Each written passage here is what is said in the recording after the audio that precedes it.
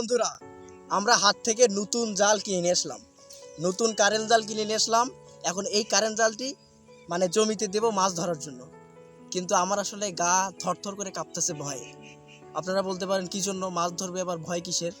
আরে বর্তমানে Russell viper সাপের যে আতঙ্ক চলতেছে, এই আতঙ্কর ভিতর আসলে আল্লাহ জানে এই জমির ভিতরে রাসেল ভাইপার সাপ লুকিয়ে আছে কিনা। এখন দেখার একটাই বিষয়, সেটা হলো এই জালের ভিতরে রাসেল ভাইপার সাপ বাজে কিনা, না সাপ বাজে না মাছ বাজে, এটা এখন দেখবো। আপনারা দেখেন আমার সাথে, জালটা তুই দি, চলুন আমার সাথে আসুন। বিসমিল্লাহ কয় দিস, বিসমিল্লাহ কয় প্রথম কিন্তু। বিসমিল্লাহ। প্রিয় বন্ধুরা, আমরা জাল দেওয়া শুরু করলাম, আস্তে আস্তে জাল দিচ্ছি। এখন দেখা যাক জালে কতগুলা মাছ বাজে, আমরা কতগুলা মাছ পাই, জালে মাছ বাজে না সাপ বাজে। দেখা যাক, আপনারা ভিডিওটা শেষ পর্যন্ত দেখুন আমরা কতগুলা মাছ পাই।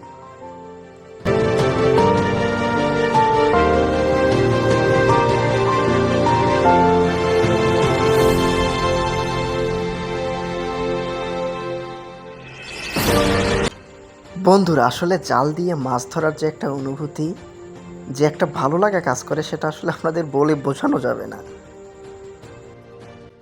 তো বন্ধুরা, আমরা কিন্তু জাল দেওয়া হয়েছে এবং আমরা 1 ঘন্টা পর এই যে পাতিল নিয়ে এসেছি। এখন আমরা মাছ দেখবো যে মাছ আছে কিনা, বা রাসেল ভাইপার সাপ বাজছে কিনা। যদি যেটাই বাজুক, বাজবে তো একটা। চলেন আমার সঙ্গে দেখেন। এই যে বন্ধুরা, রাসেল ভাইপার সাপ না হলেও কিন্তু আমি কিন্তু আসলে পুঁটি মাছ পেয়েছি, পুঁটি মাছ। এই দেখেন, এটা কিন্তু রাসেল ভাইপারের বাপ।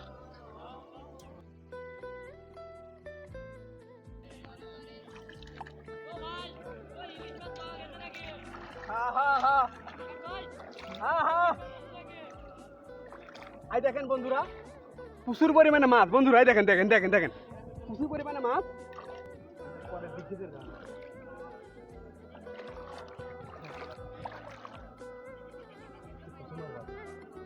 এই জালটা তো ওটি দেওয়া লাগতো রে।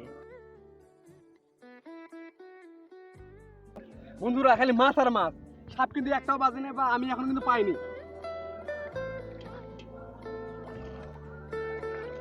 বন্ধুরা দেখেন, বন্ধুরা আবার একটা পেয়েছি ইলিশ। এটাকে আমাদের বাংলায় বলে ইলিশ, মানে আমাদের গ্রাম অঞ্চলে বলে ইলিশ। ইলিশ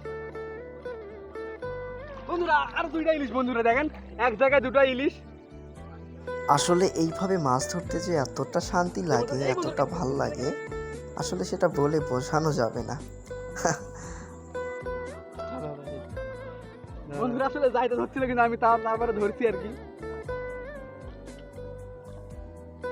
বন্ধুরা পেয়ে গেছি বন্ধুরা একটা কাঙ্ক্ষিত মাছ, বেলে মাছ। এটা অনেকে মানে এখন বর্তমানে বিলুপ্তির পথে দেখতে গেলে আমাদের এই মাছটাকে দেখাই যায় না এখন বর্তমানে, এই বেলে মাছটাকে।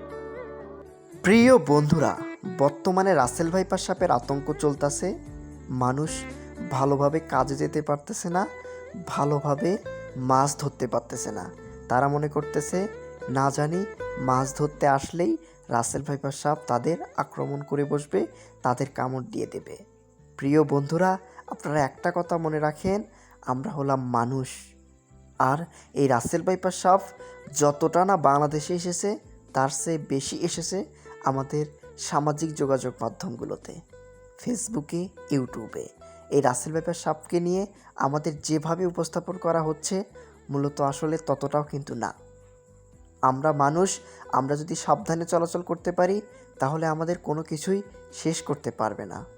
সুতরাং এই রাসেল ভাইপার সাপ নিয়ে কোনো আতঙ্ক নয়, আমরা সাবধানে চলাচল করব, তাহলেই আমরা সব ধরনের বিপদ থেকে রক্ষা পাবো ইনশাল্লাহ।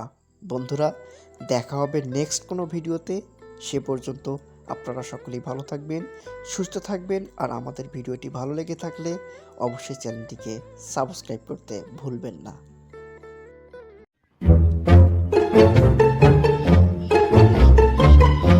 ভাই আসসালামু আলাইকুম। কেমন আছেন ভাই? কিরে মামুন, কি অবস্থা? বস। দিনকাল কেমন যাচ্ছে ভাই? আমার তো দিনকাল যাচ্ছে, তোর কেমন যাচ্ছে বল? এই তো ভাই, আপনার দেওয়া প্রত্যেকটা পরামর্শই আমি সঠিকভাবে আদায় করি ভাই, সাকসেস হয়েছে এ পর্যন্ত। আরে বুঝছি বুঝছি, সমস্যা নেই। আমার ছাড়া যদি একটা পা চলিস না, এটা তো আমি অবশ্যই জানি। এটা কি আর বলতে।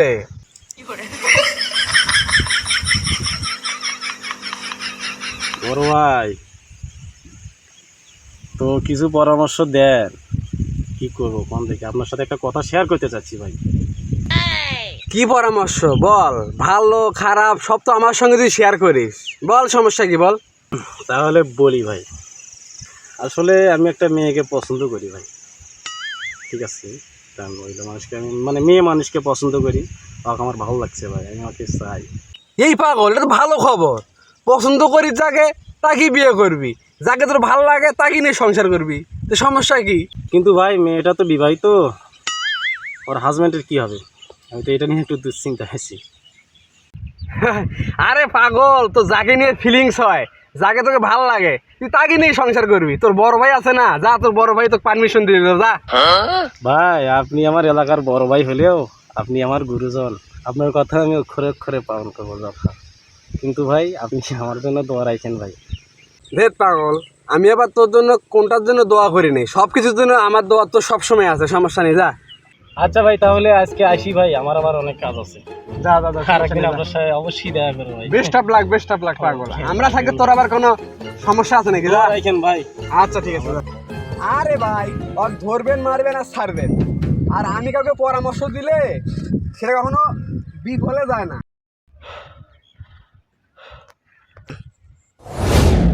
কে রে, কি হয়েছে? ইংরেজি হাঁপাচ্ছিস কে তুই? ভাই সর্বনাশ তো হয়ে গেছে ভাই। কি সমস্যা হয়েছে ক, একবার ফাইটে ফুটে ফেলামো। ভাই আসলে এটা তো সেই সমস্যা না ভাই, এটা অন্য সমস্যা। তাহলে কি সমস্যা ক? ভাই আসলে সমস্যা তো আপনার। হেই, আমার সমস্যা মানে? আমি তো এই জায়গা দিয়ে আছি। ভাই আসলে সমস্যাটা কি ভাই, ভাবিকে নিয়ে মামুন পালাইছে। ভাবি মানে? কার ভাবি? ভাই আপনার বউ ভাই, আমাদের ভাবি। হাই রে সর্বনাশ, মোর পরামর্শে মুখী বাস দিল। ভাই ভাই আপনার একটা চিঠি দিয়ে গেছে লাস্ট।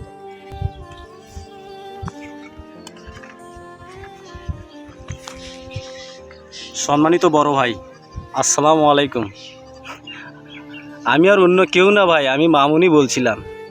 জানি আপনার হয়তো বা বিশ্বাস হচ্ছে না, কিন্তু এটাই বাস্তব। আসলে ভাই আপনি আমার এলাকার বড় ভাই হলেও আপনি আমার গুরুজন, আপনার কথা আমি অক্ষরে অক্ষরে পালন করি। ভাই আমি আপনার কথার অবাধ্য কোনোদিন হই নাই, ভবিষ্যতেও হব না। আমার জন্য দোয়া রাখেন ভাই। হ্যাঁ আপনি ঠিকই শুনেছেন, আমি অন্য কাউকে নিয়ে আসিনি, আমি ভাবিকে নিয়েই এসেছি ভাই। প্রিয় বন্ধুরা, কাউকে কুপরামর্শ দেওয়ার আগে একবার হলেও নিজে ভেবে নেবেন, কারণ সেই পরামর্শটা আপনার গায়েও এই রকম লাগতে পারে। সুতরাং সাবধান।